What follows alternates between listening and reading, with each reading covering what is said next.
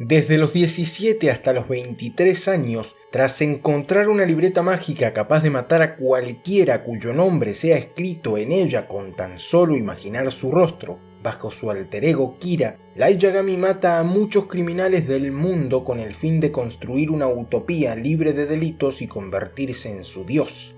Sus acciones no pasaron desapercibidas, puesto que desde el inicio de la historia se nos dijo que los índices de criminalidad se redujeron. Y al final, al ser atrapado por la policía, Light nos revela en el anime un dato impactante. Desde que Kira apareció hace 6 años, las guerras cesaron y el índice mundial de crímenes se redujo a más del 70%. Tras morir, sin embargo, poco a poco todo vuelve a la normalidad, según lo expresado por Aizawa y Matsuda, quienes incluso se preguntan si hicieron lo correcto.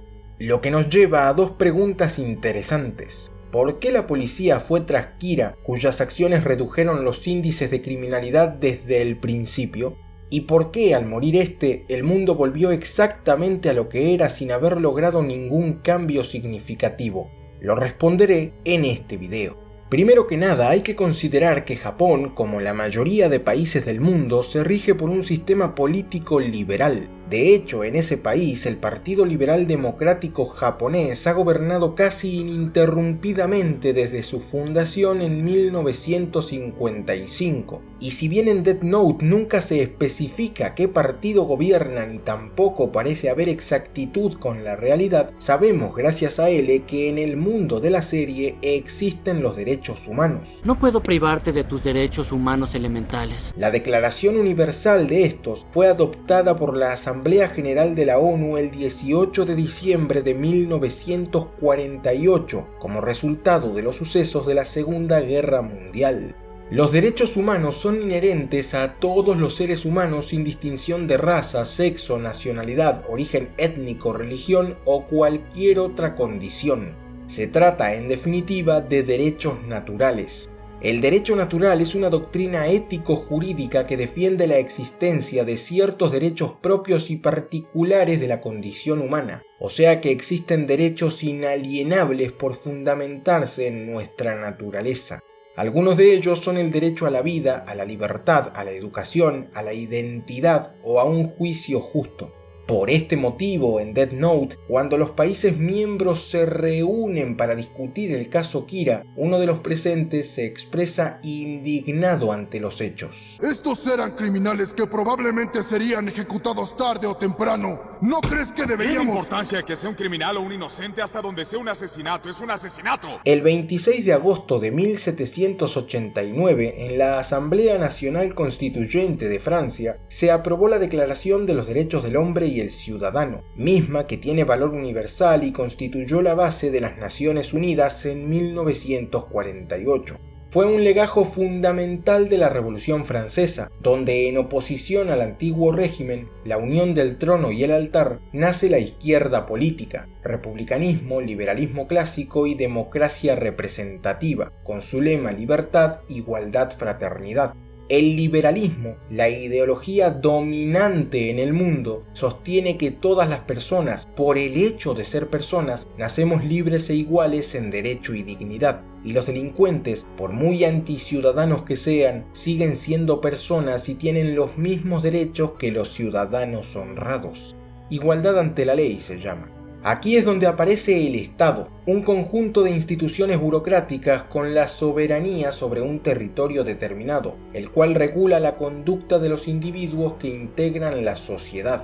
Max Weber lo definió como la coacción legítima y específica, la fuerza bruta legitimada como última ratio, que mantiene el monopolio de la violencia.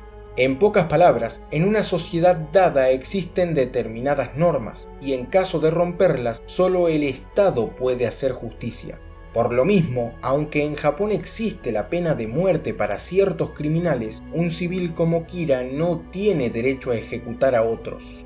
Esto nos lleva al contrato social, un acuerdo implícito entre los sujetos y la comunidad que permite la convivencia política.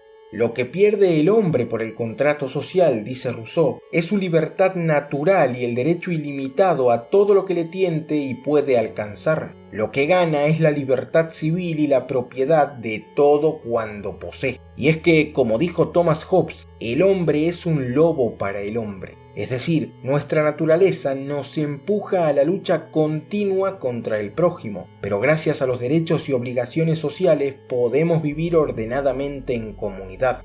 Como le dijo Lyde a Ryuk, en público actuamos de una determinada manera, pero en privado mostramos lo que realmente somos. Los humanos siempre trataremos de guardar las apariencias cuando estamos en público, así es como somos. Con esto claro, podemos afirmar que la policía fue tras Kira porque no respetaba los derechos de otros individuos, ignoraba el contrato social e iba en contra de la autoridad del Estado. Él mismo sabía y admitía que sus actos lo volvían un criminal, de hecho. Maté a 2 hombres, no pasará por alto. Aunque los índices de criminalidad bajaron, sus acciones eran ilegítimas e inadmisibles para la ley. Si mencionas que debemos felicitar a Kira por hacer un gran trabajo al reducir los crímenes violentos, entonces sí tendríamos un pequeño problema con eso. ¿Y por qué tras su muerte todo volvió a la normalidad? Porque Kira, aparte de creerse el único capaz de hacer la diferencia y por ende no confiar en alguien que siguiera su legado, fue contra los delincuentes que atentaban contra el prójimo sin contemplar ni atacar las causas que producen y reproducen la delincuencia. Lyde era un individuo con una visión muy infantil del bien y el mal. Creía que los delincuentes eran personas esencialmente malvadas e ignoraba las condiciones sociales que podrían influir en ellas y empujarlas al delito. Pongamos de ejemplo a su primera víctima, Kurou Otoharada, un hombre desempleado y drogadicto que entró a un jardín de infantes y tomó de rehenes a los niños y sus maestras. La muerte de alguien así importaría poco, ya que ni siquiera puede reinsertarse en la sociedad. Sin embargo, no podemos ignorar que, dadas sus características, probablemente era una persona con problemas económicos que, deprimida, buscó refugio en la droga, desarrollando así una adicción que la llevó a robar para conseguir más dinero y satisfacer su necesidad. En otras palabras, como la mayoría de adictos, seguro cayó en la droga a causa de una depresión provocada por la falta de oportunidades sociales, realidad que, sumada a su adicción, le dificultaría conseguir un buen trabajo y ganar dinero, pues nadie en su sano juicio le daría trabajo a un adicto. En consecuencia, el delito sería su única opción. La desigualdad, por un lado, genera una sensación de injusticia entre las personas en desventaja que las lleva a buscar una compensación por otros medios, incluyendo actos delictivos. Por otro, la actividad criminal también se puede explicar por un análisis costo-beneficio. Cuanto más escasas sean las oportunidades económicas para los más pobres y mayor sea la brecha de ingreso entre pobres y ricos, los beneficios económicos de crímenes como robos o secuestros, que muchas veces terminan en homicidios, tienden a ser mayores. Es decir, que si robar te da más que trabajar y el riesgo por hacerlo primero es menor que hacerlo segundo, robarás. Como dijo Adam Smith, la opulencia de los ricos suscita la indignación de los pobres, que se guían por los deseos y se incitan por la envidia para invadir sus posesiones. Con esto doy pie a una pregunta fundamental. ¿Por qué la mayoría de personas no cometen delitos? Porque tienen mucho que perder y mucho que ganar. Una persona con una vivienda digna en un barrio seguro, trabajo estable y bien remunerado, buenas relaciones con la familia y amigos, estudios universitarios, etc., perdería todo lo que tiene en acto y en potencia al cometer un crimen. El mismo Lyde es un ejemplo, pues la familia Yagami está bien posicionada socialmente, lo que le permite estudiar, satisfacer todas sus necesidades y caprichos, socializar, hacer deporte, etc., cosas que perdería de caer en prisión. Oh, Lyde, ¿se te ofrece algo, hijo? Puedes pedir lo que quieras. No se puede decir lo mismo de alguien que tiene poco o nada que perder y mucho que ganar. Un ejemplo de esto es la película Joker, cuyo protagonista, Arthur, se gana la vida como puede en una zona marginal donde debe soportar constantes abusos de parte de sus semejantes y los más pudientes. Y un día, tras perder su trabajo y la asistencia del Estado para su enfermedad, explota. Y al caer en prisión aún con todo lo malo, tendrá comida, techo, medicación y todo lo que le faltó en libertad. Quizá por eso esperó tranquilamente a la policía una vez muerto el conductor. Tampoco se puede olvidar a aquellos que tienen mucho que perder y poco que ganar. Empresarios, mafiosos, narcos, políticos, gente poderosa y adinerada que puede escribir las leyes con solo levantar un dedo, sobornar a cualquiera o borrar del mapa a quien se interponga en sus intereses sin ninguna consecuencia. Aunque tienen otras oportunidades, la delincuencia les conviene más, porque pueden hacer lo que quieran y nadie podrá hacer nada al respecto. Y eso también genera indignación en la población general.